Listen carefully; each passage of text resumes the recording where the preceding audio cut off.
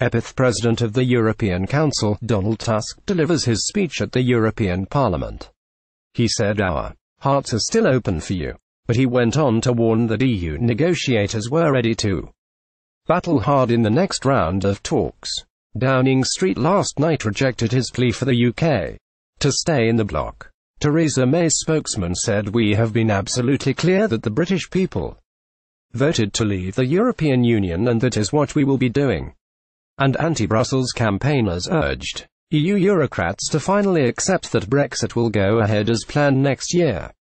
Mr. Tusk's remarks came in a speech to a plenary session of the European Parliament in Strasbourg. The EU Council President said, "If the UK government sticks to its decision to leave, Brexit will become a reality with all its negative consequences in March next year unless there is a change of heart among our British friends." Wasn't it David Davis himself who said, "If a democracy cannot change its mind, it ceases to be a democracy." Mr. Tusk insisted that the EU had not had a change of heart over Brexit, telling the British, "Our hearts are still open for you. Looking forward to the next round of Brexit talks due to begin in Brussels soon." Mr. Tusk said, "The hardest work is still ahead of us and time is limited. We must maintain the unity of the EU 27 in every scenario, and personally I have no doubt that we will." Wasn't it David Davis himself who said, "If a democracy cannot change its mind, it ceases to be a democracy." Donald Tusk. His remarks follow the leak of a European Commission document signaling EU negotiators are planning to toughen the stance on details of Britain's transitional relationship with the bloc. After formally leaving in March next year, the paper said the EU team will demand continuing full free movement rights for EU citizens to come to Britain during the transition period of up to 2 years.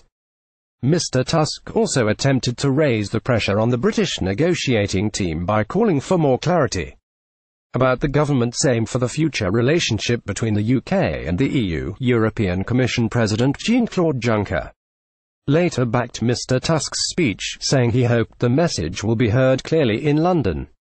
Nigel Farage accused the Eurocrats of colluding with Remain supporters at Westminster to try to force a Brexit rethink. Nigel Farage listens to a speech at the European Parliament in Strasbourg. The UKIP MEP Nigel Farage said the British political class are colluding with the European Commission to make an unbearable deal in an attempt to reverse the democratic decision of the British people. Don't be conned. Richard Tice, co-chairman of the Brexit-backing pressure group, "Leave means leave," said Donald Tusk, and Jean-Claude Juncker need to accept that Britain is a democracy, something the EU knows very little about. The British people voted to leave the EU, and this decision will not be reversed, despite the best efforts. And Casella Stewart, a former Labour MP and chairman of the Eurosceptic pressure group Change Britain, said Brussels has always struggled with a democratic deficit, therefore it's unsurprising that Eurocrats still refused to accept the vote to leave the EU, instead of crossing the fingers and hoping Brits will change their minds. EU leaders should focus on securing a Brexit deal which benefits individuals and businesses across the UK and Europe.